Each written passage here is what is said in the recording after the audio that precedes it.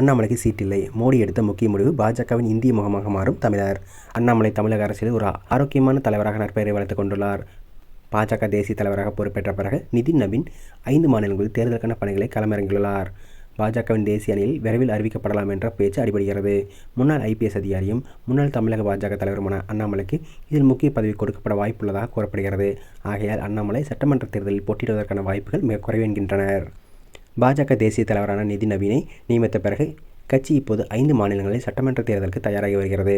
அசாமில் பாஜக ஆட்சி அமைத்திருந்தாலும் அங்கு அதிகாரத்தை தக்க வைத்துக் கொள்வதில் கவனம் செலுத்தி வருகிறது. மேற்கு வங்காளத்தை வெல்வதிலும் கவனம் செலுத்துகிறது. தமிழ்நாடு, கேரளாவிற்கு வலுவான உக்தியை கட்சி வகுத்துள்ளது. இந்த மாநிலங்களிலும் புதுச்சேரியிலும் தேர்தல் திட்டமிடப்பட்டுள்ளது. தமிழ்நாட்டில் அதிமுக தலைமையிலான தேசிய ஜனநாயக கூட்டணியை விரிவுபடுத்தி திமுக பின்னுக்கு தள்ள பாஜக முயற்சித்து வருகிறது. பிரதமர் நரேந்திர மோடி தமிழக வருகையின் போது திமுக மீது கடுமையான விமர்சனத்தை முன்வைத்தார். முன்னதாக மத்திய உள்துறை அமைச்சர் அமித்ஷாவும் திமுகவை அட்டாக் செய்தார். இது தமிழக சட்டமன்ற தேர்தலில் பாஜக முழுமையாக தீவிரமாக உள்ளது என்பதை தெளிவாக காட்டுகிறது. இதற்கு மத்தியில் அண்ணாமலையின் பங்கு குறித்து விவாதங்கள் நடந்து வருகிறது. தேசிய தலைவராக 45 வயதான நிதின் நவீனை நியமிப்பதன் மூலம் பாஜக அனைத்து தரப்பினரும் சமாதானப்படுத்தியுள்ளதாக கூறப்படுகிறது.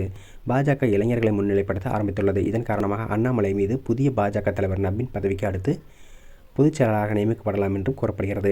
இது விரைவில் நடக்கலாம் என்கிறார்கள். அண்ணாமலைக்கு பெரும் பதவி கொடுப்பது தமிழ்நாட்டில் பாஜகவுக்கு நிச்சயமாக பயனளிக்கும் என்றும் அரசியல் ஆய்வாளர்கள் கூறுகிறார்கள்.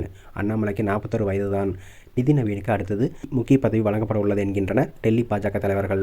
IPS வேலையை விட்டுவிட்டு அரசியல் நுழைந்த அண்ணாமலை பிரதமர் மோடியின் தீவிர விசுவாசி. தமிழக தலைவராக பாஜகவின் வாக்குப்பங்கை 3%லிருந்து 11% உயர்த்திய அண்ணாமலையை மத்திய உள்துறை அமைச்சர் அமித்ஷா பாராட்டியுள்ளார். அண்ணாமலை தேர்தலில் போட்டியிட வாய்ப்பில்லை என்கின்றனர். அதற்கு பதிலாக பொதுச்செயலாளர் போன்ற டெல்லி சார்ந்த பொறுப்புகளில் அவர் கவனம் செலுத்துவார். அண்ணாமலை தமிழக அரசியல் ஒரு ஆரோக்கியமான தலைவராக நற்பெயரை வளர்த்துக் கொண்டுள்ளார். தமிழகத்தில் வலுவான ரசிகர் பட்டாளத்தையும் பெற்றுள்ளார்.